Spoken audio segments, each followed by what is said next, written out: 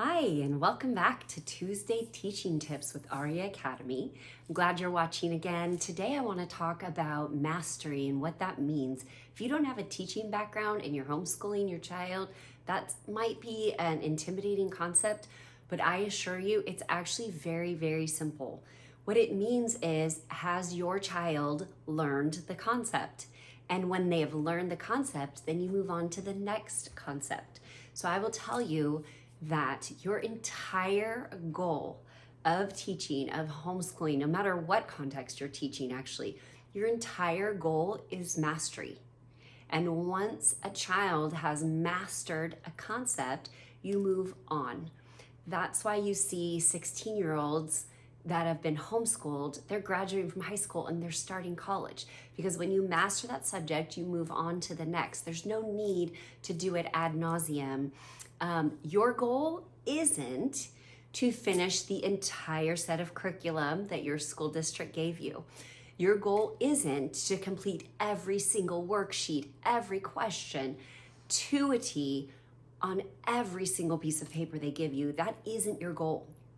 Quantity of paperwork and quantity of worksheets, that isn't the goal of learning.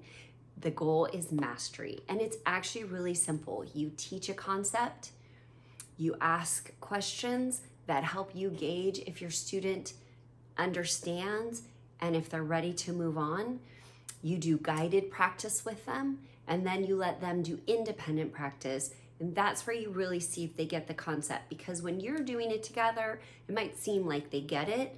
But when they're doing it on their own, that's when you'll really know. And when they can answer questions, answer thoughtfully about a subject, write thoughtfully about a subject, draw, build, whatever the subject is, when they can do that thoughtfully and independently, then you know they've mastered. And there's no need to continue and do it. Even if the book has 20 more pages of information about that thing, if it's interesting, go ahead and read it. But if it's just reinforcing the concept over and over 20 different ways, there's no need to do all of that if your student has mastered it. They will get frustrated if they have to do the same boring thing over and over.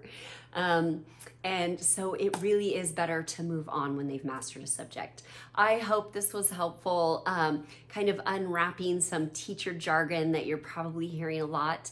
Thank you so much for watching, and be sure and follow us for more Tuesday teaching tips. Thanks, and Happy New Year.